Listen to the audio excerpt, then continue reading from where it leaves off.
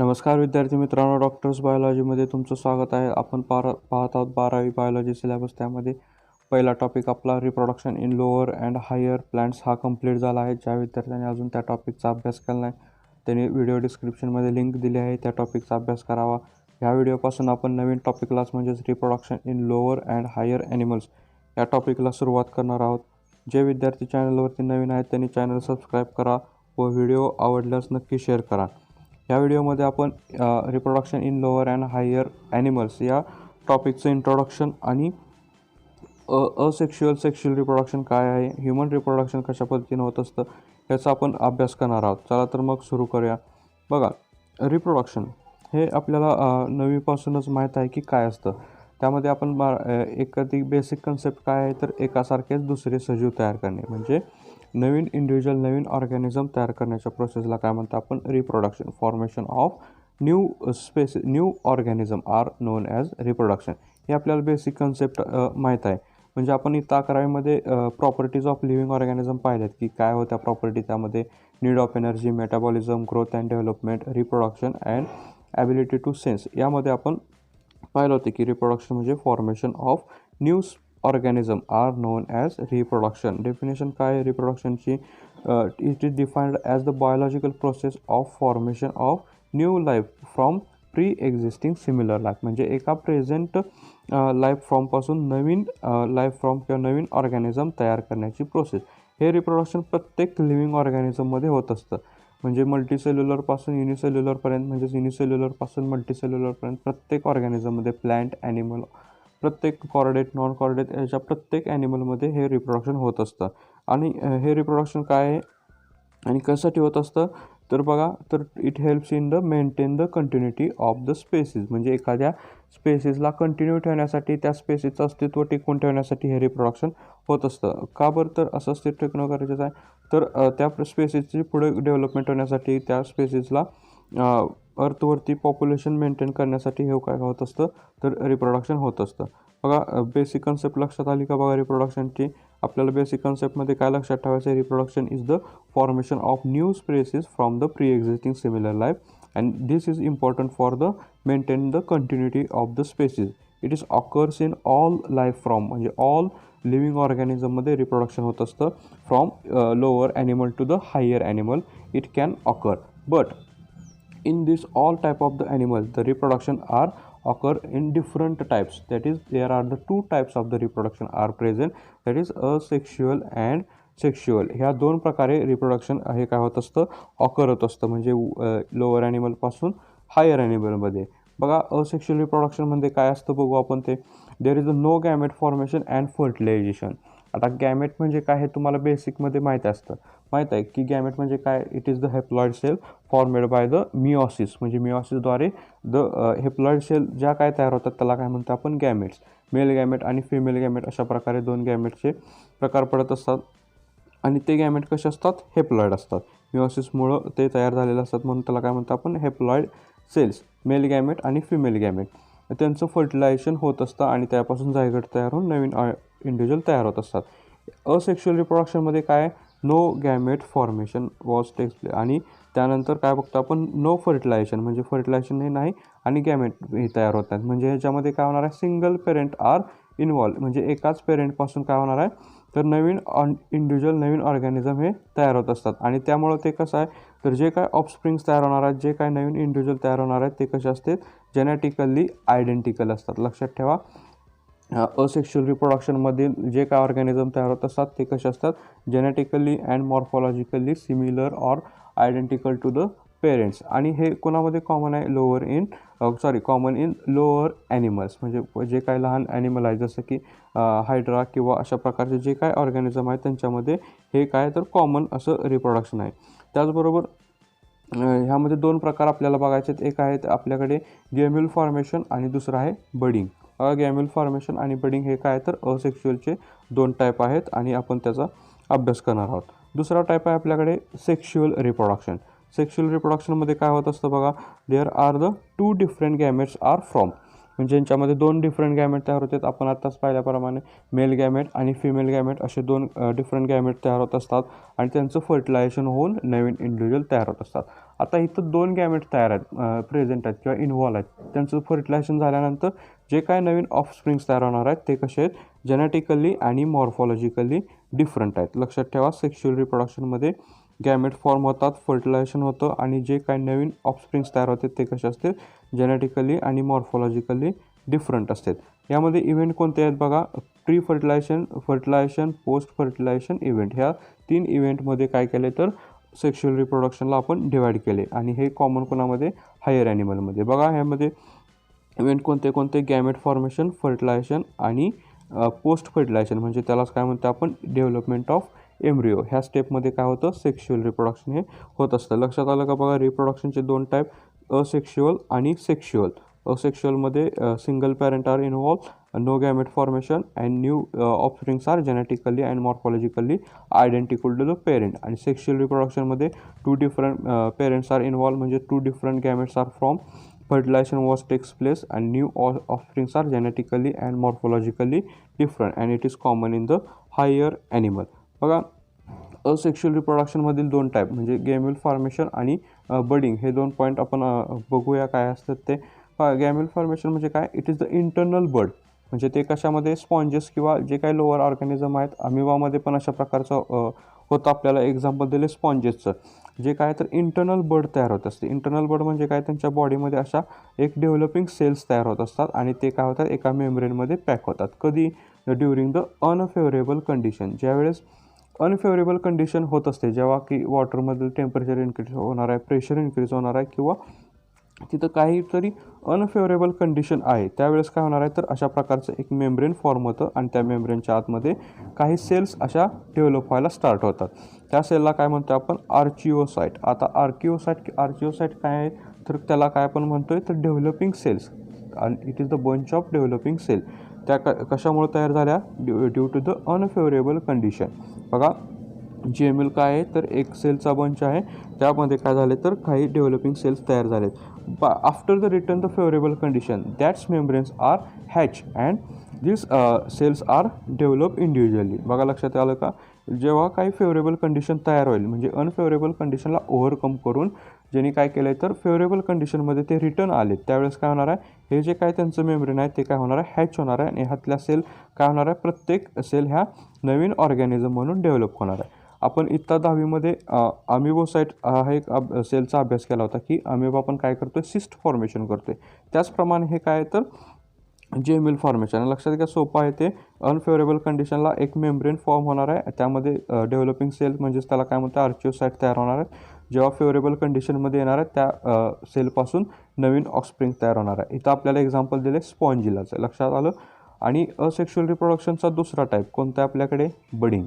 आता बडिंग म्हणजे काय तुम्हाला बऱ्यापैकी माहीत आहे, it is occur in favourable condition. Budding कुठं होत असतं, favourable condition. When favourable condition are occur in some organism like hydra, the new birds are from on its body.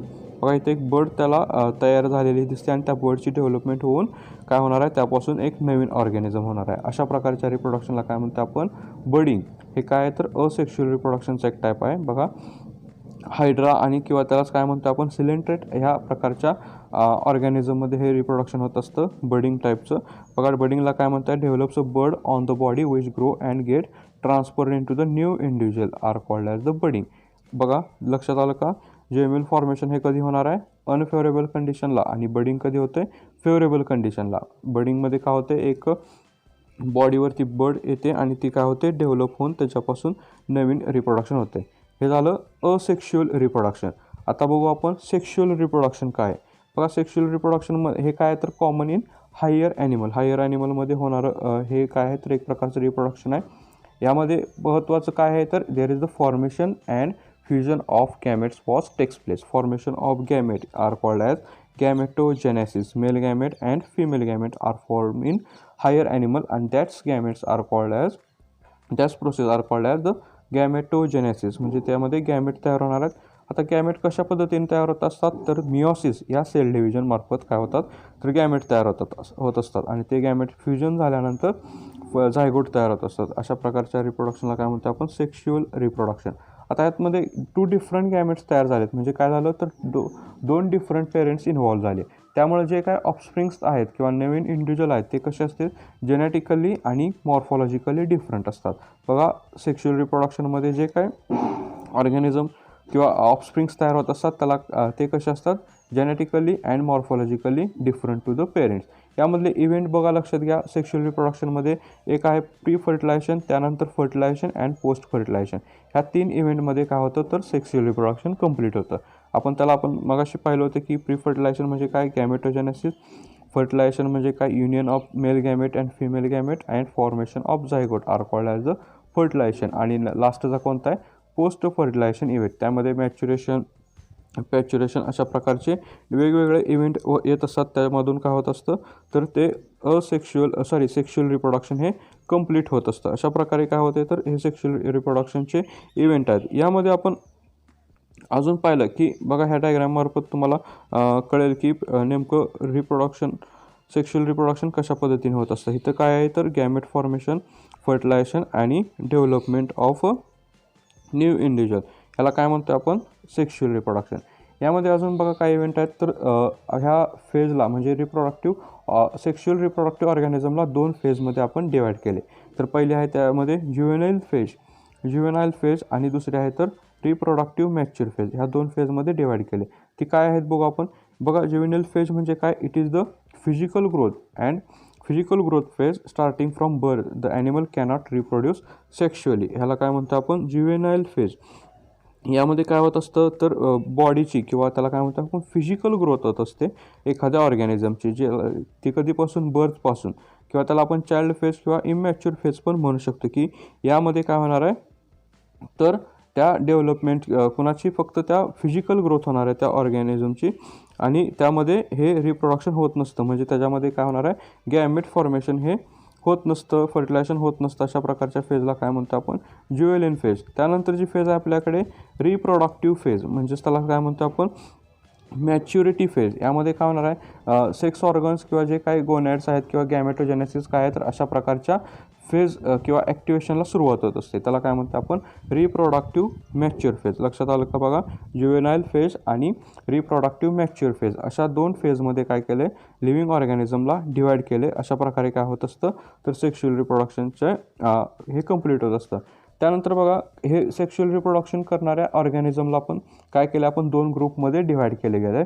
त्यातलं आहे पहिलं आहे ते सिजनल ब्रीडर्स आणि दुसरं आहे ते कंटिन्युअस ब्रीडर. बघा, लक्षात आलं का, सिजनल ब्रीडर्स म्हणजे काय होतं तर त्यांच्यामधले काही ठराविक मंथमध्येच रिप्रोडक्शन घडू शकतं किंवा काही ठराविक मंथमध्येच त्यांच्यामध्ये जे काय सेक्शुअल ॲक्टिव्हिटी हे काय होत असतात, कंप्लीट होत असते. जसं की गॅमेट फॉर्मेशन, फर्टिलायझेशन हे ठराविक सीझनमध्येच होत असतं. अशा प्रकारच्या ऑर्गॅनिझमला काय म्हणतो आपण सिजनल ब्रीडर्स. आणि जे काही कंटिन्युअस ब्रीडर आहेत ते काय, ते थ्रू आउट द इयर म्हणजे पूर्ण वर्षामध्ये ते कधीही ॲक्टिव्ह होऊ शकतात किंवा त्यांच्यामध्ये रिप्रोडक्शन हे होत असतं. म्हणजे गॅमेटोजेनेसिस किंवा फॉर्मेशन ऑफ गॅमेट हे काय होणार आहे तर पूर्ण इयरमध्ये कोणत्याही सीझनला ते काय होत असतात तर ते रिप्रोडक्शन करू शकतात. अशा प्रकारच्या ऑर्गॅनिझमला काय म्हणतो आपण कंटिन्युअस ब्रीडर. लक्षात आलं का बघा, आपण सेक्शुअल रिप्रोडक्शनमध्ये काय पाहिलं, ज्युवेनाईल फेज, रिप्रोडक्टिव्ह फेज आणि सिजनल ब्रीडर, कंटिन्यू ब्रीडर. ठीक आहे. बघा, आपल्याला ह्या टॉपिकमध्ये काय करायचं आहे तर ह्युमन रिप्रोडक्शनचा आपल्याला ह्यामध्ये टॉपिकमध्ये अभ्यास करायचा आहे. ह्युमन रिप्रोडक्शनमध्ये काय असतं बघा, human are the sexually reproduction animal आहे. ते हायर ॲनिमल्स आहेत आणि त्यांच्यामध्ये सेक्शुअल रिप्रोडक्शन हे होत असतं, हे आपल्याला माहीत आहे. त्याचबरोबर आपण बघतोय की ह्युमन्समध्ये जे काही इव्हेंट्स आहेत ते कोणते आहेत बघा, gametogenesis, insemination, internal fertilization, zygote formation and embryogenesis. ह्या इव्हेंटमध्ये काय होत असतं तर रिप्रोडक्शन हे होत असतं. बघा, कोणते इव्हेंट आहेत लक्षात ठेवा. गॅमेटोजेनेसिस म्हणजेच काय म्हणतो आपण त्याला फॉर्मेशन ऑफ गॅमेट. त्यानंतर दुसरी कोणती होते, इन्सिमिनायझेशन म्हणजे काय होणार आहे तर transfer of sperm into the female are called as insemination. लक्षात राहू द्या हे. त्यानंतर इंटरनल फर्टिलायझेशन म्हणजे union of male gamete and female gamete. त्या युनियन झाल्यानंतर काय तयार होणार आहे, झायगोट तयार होणार आहे. म्हणजेच त्याला काय म्हणतो आपण झायगोट फॉर्मेशन. आणि नेक्स्ट स्टेप कोणते, embryogenesis, development of embryo or formation of embryo. Gestation म्हणजे development of child inside the womb, म्हणजे बॉडीमध्ये जेव्हा ते बाळ किंवा ते चाइल्ड डेव्हलप होत असतं त्या प्रोसेसला काय म्हणतो आपण गेस्ट्रेशन. आणि त्यानंतर लास्ट स्टेप आहे पॅच्युरेशन. यामध्ये काय होणार आहे, प्रेग्नन्सी म्हणजे बर्थ ऑफ द चाइल्ड म्हणजे जे काय बाळ जन्माला येतं त्या प्रोसेसला काय म्हणतो आपण पॅच्युरेशन. अशा प्रकारचे इव्हेंट काय होणार आहेत तर ह्युमन रिप्रोडक्शनमध्ये होत असतात. बघा लक्षात आले का, ह्युमन रिप्रोडक्शनमध्ये काय काय बघितले आपण, हे इव्हेंट आहेत. हे इव्हेंट खूप इम्पॉर्टंट आहेत. नीट CET किंवा आपल्या बोर्ड एक्झामसाठी ह्या इव्हेंटवरून तुम्हाला पूर्ण टॉपिक लक्षात येऊ शकतो किंवा सोपं आहे. हे इव्हेंट तुम्ही काय करा, परफेक्ट करा. ह्या इव्हेंटमधून तुम्हाला पूर्ण टॉपिकचा अभ्यास करायचा आहे.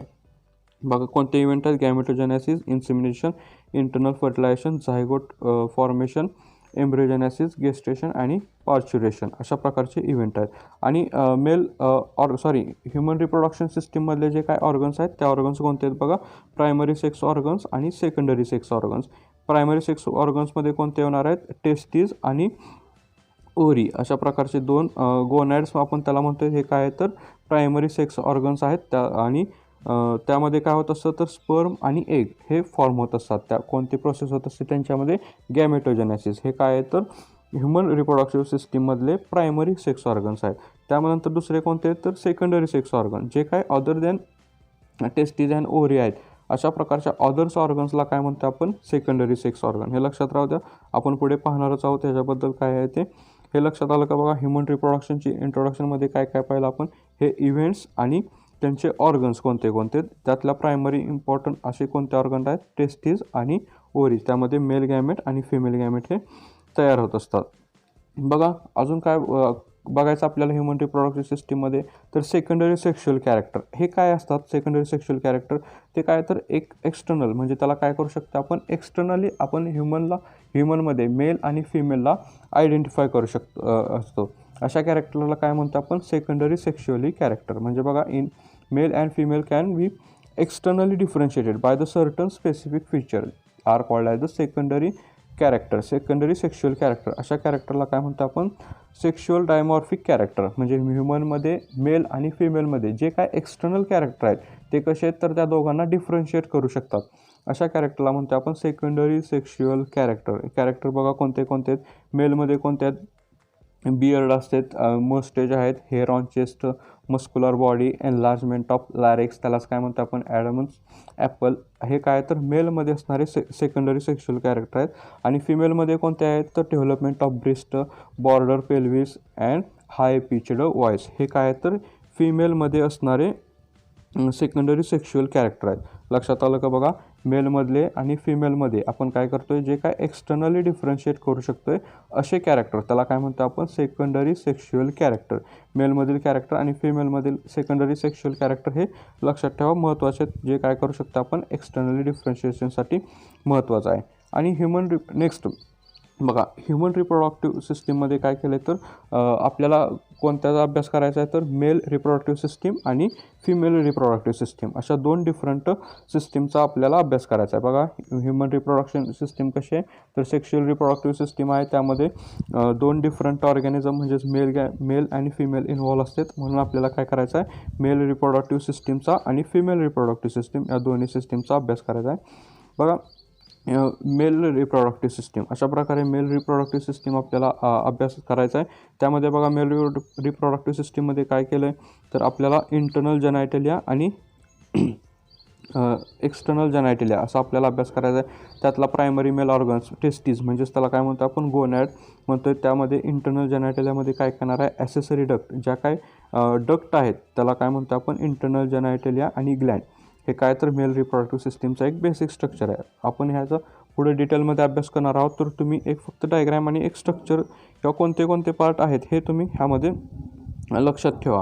म्हणजे काय काय बघतो आपण मेल रिप्रोडक्टिव्ह सिस्टीममध्ये, इंटरनल जेनायटेलिया, एक्सटर्नल जेनायटेलिया, त्यामध्ये primary male organ, accessory ducts आणि ग्लँड. हे काय तर इंटरनल जेनायटेलिया आहे. आणि एक्सटर्नलमध्ये काय येणार आहे, पेनिस आणि स्क्रॉटम ह्या प्रकारचे दोन ऑर्गन काय तर एक्सटर्नल. हे झाली मेल रिप्रोडक्टिव्ह सिस्टीम. आणि फिमेलमध्ये काय बघतो आपण, हे 7 ते 8 जे काय ऑर्गन दिलेत त्याला काय म्हणतो आपण फिमेल रिप्रोडक्टिव्ह सिस्टीम. यामध्ये बघा pair of ovaries, pair of oviduct, uterus, vagina, external जेनायटेलियामध्ये वल्वा एक येणार आहे, पेअर ऑफ वेस्टिब्युलर ग्लँड आणि पेअर ऑफ मेमरी ग्लँड्स. हे काय तर फिमेल रिप्रोडक्टिव्ह सिस्टीममध्ये असणाऱ्या ऑर्गन आहे किंवा सिस्टीम आहे. आपण ह्या दोन्ही सिस्टीमचा डिटेल्समध्ये अभ्यास करणार आहोत. या व्हिडिओमध्ये आपण काय काय पाहिलं आतापर्यंत तर ह्युमन रिप्रोडक्टिव्ह सिस्टीम म्हणजेच इंट्रोडक्शन केलं आपण रिप्रोडक्टिव्ह सिस्टीमचं. त्यानंतर असेक्शुअल रिप्रोडक्शन म्हणजे काय, सेक्शुअल रिप्रोडक्शन म्हणजे काय पाहिलं. असेक्शुअल रिप्रोडक्शनमध्ये गॅम्यूल फॉर्मेशन आणि बडिंगचा अभ्यास केला.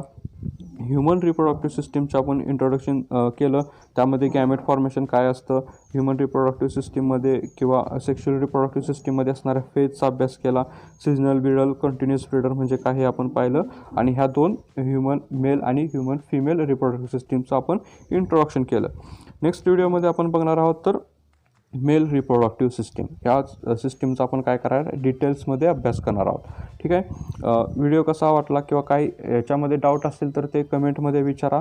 व काय तुम्ही मला डायरेक्ट कॉन्टॅक्ट करू शकता. काही सोशल मीडिया अकाउंट्स आहेत आपल्या इकडे, तर त्यातून तुम्ही मला डायरेक्ट कॉन्टॅक्ट करावं. तुम्हाला काय जे काय डाऊट आहेत ते तुम्ही कमेंटमध्ये विचारा. जर व्हिडिओ आवडला असेल तर काय करा, तर तुमच्या मित्रांपर्यंत शेअर करा. तुम्ही चॅनलला अजून सबस्क्राईब केलं नसेल तर चॅनल सबस्क्राईब करा, जेणेकरून मी नवीन जे काय व्हिडिओ टाकणार आहेत ते आपण 12वी बायोलॉजीचा अभ्यास करणार आहोत ते तुमच्यापर्यंत लवकरात लवकर पोहोचेल. ठीक आहे मित्रांनो, थँक्यू.